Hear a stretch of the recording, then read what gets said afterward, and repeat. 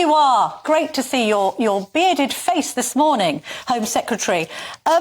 Look, I'm going to get on to kind of Tory party matters in just a minute. Let's talk about national service. Is this seriously the best that the Conservatives can do? You've got Keir Starmer offering young people votes at 16 and 17. Your offering is maths to 18 and compulsory national service. Yeah, well, I'm very interested in the details of the Labour Party's policy on votes for 16-year-olds, according to the United Nations Convention on the Rights of a Child, are children. Children are humans under the age of 18. And if the Labour Party are now saying they're going to be treated as adults, is that true for the criminal justice system? Is that true for consumption and purchase of alcohol? OK, let's just talk about national service, though. But it's an important thing, because that really does strike me as a really quite cynical move, because I think investing in young people is really important. And this electoral bribe, I think, is quite cynical. But you can pull the Labour Party up on that. Our national service scheme is about addressing something that we really have seen increasing in society recently, which is kind of this fragmentation, this polarizing. An increasing number of young people say that they don't feel they could be friends with someone that they disagree with their political views. And so we do need to take action to kind of rebuild that societal cohesion. And actually having people mix from different geographies, different ethnicities, different religions, different social classes, different income levels, and getting to know each other, I think, is a really important part. OK, but look, nobody's questioning it. Nobody's questioning it as an idea, but as former Defence Secretary Michael Portillo, who's been on my show earlier, points out, the execution of this is really poor. It's back of a fag packet stuff, isn't it? Slightly desperate. You know, you're 20 points behind in the polls. I think the bookies give you a 2% chance of securing a majority. What you're doing in a very political way is just throwing some red meat to reform in a bid to try and claw back some of the electorate that have abandoned you because, by the way, and your Home Secretary, you've failed them on immigration, both legal and illegal. So this is kind of like you're in last chance saloon and you've come up with this policy out of nowhere. So, Camilla, I'll come back to the immigration bit, because obviously it's my portfolio. It's a very important thing. It's something I do want to discuss.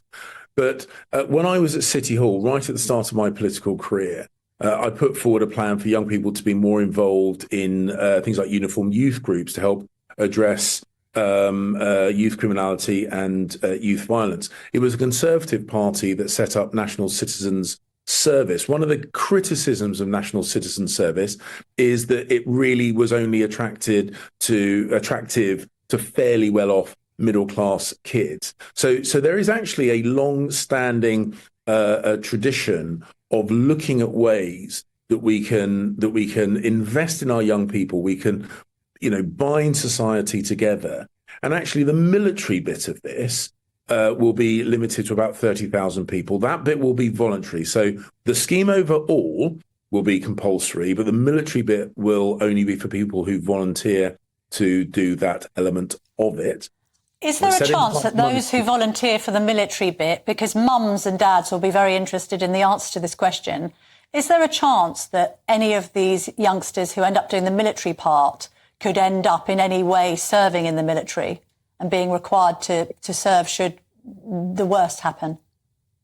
Well, look, the point is that the military element of it, and there's both military and the cybersecurity element, will, of course, look to feed. Inevitably, some people will do that and then go on to future careers in whether it be the armed forces or cybersecurity or whatever. But the point is, nobody is compelled to do the military bit. So anyone that does the military bit will volunteer for the military version of it. We have a volunteer army, volunteer armed forces. We're very proud of that.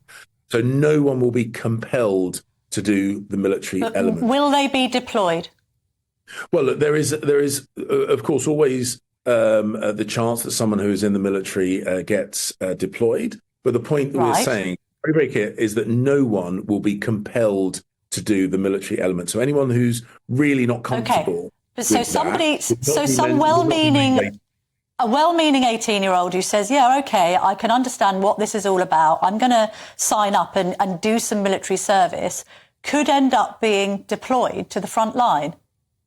Well, any 18-year-old, whether they join in the more traditional routes, 16-year-olds, of course, can't be deployed. Those going to the college, the Harrogate Military College, can't be deployed. But someone joined the military of 18, and of course, it is the military. But as I say, no one is compelled to do that, and there are plenty of roles within that which are, support functions, logistics functions, or the cyber security element of it, which of course will not have a deployable element. As I say, and this is really important, no one is compelled to do the military bit. The compulsion is the overall. Yes, we get that. But you're saying that they could end up being deployed, which puts a new dimension on this whole proposition. No, it really doesn't. It's the military. I think people understand that the military has a function, but no one is made to join the military.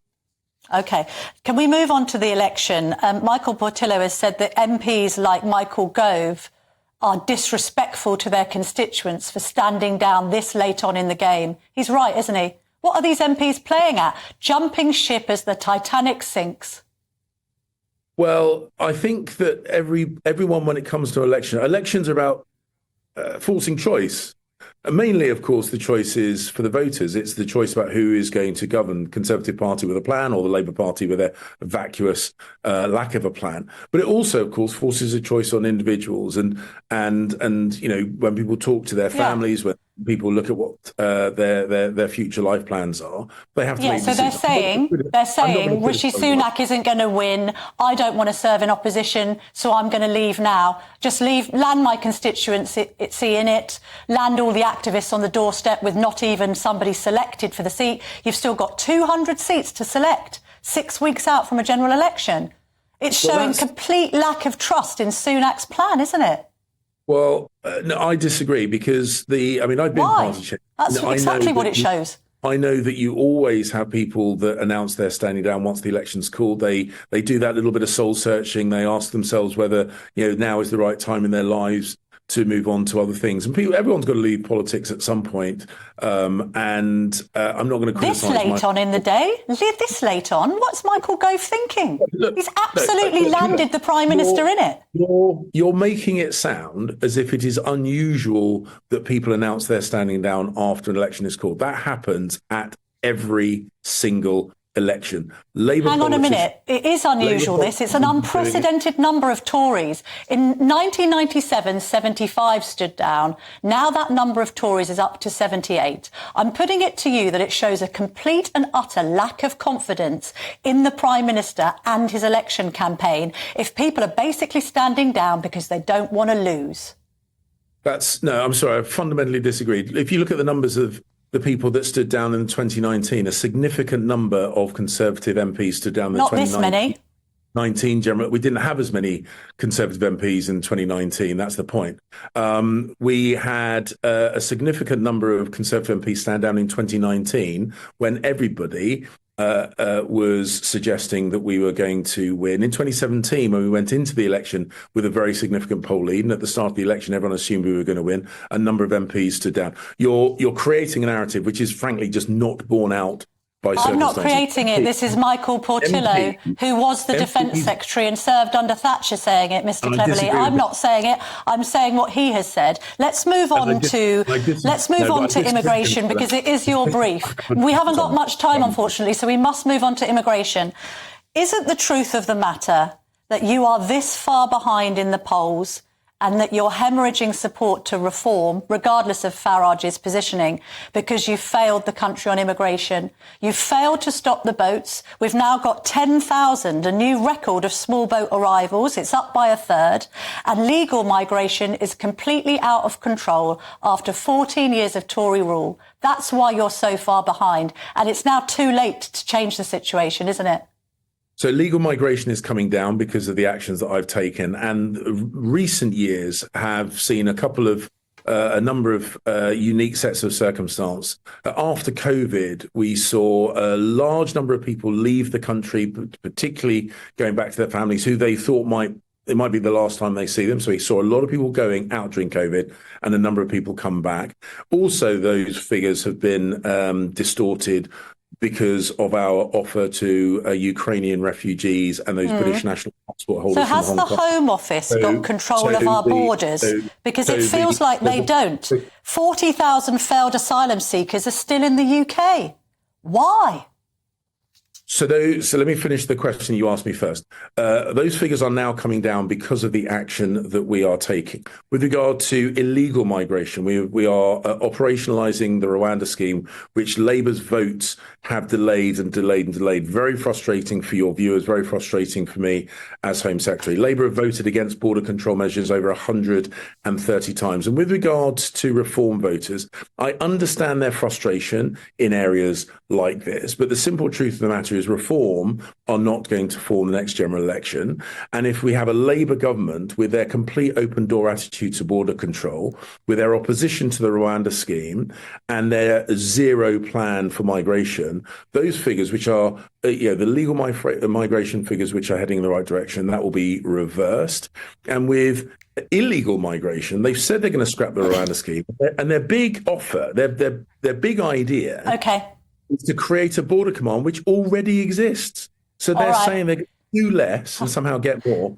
And a vote for reform will just open the door to a Labour government, and a Labour government will open the door to our country.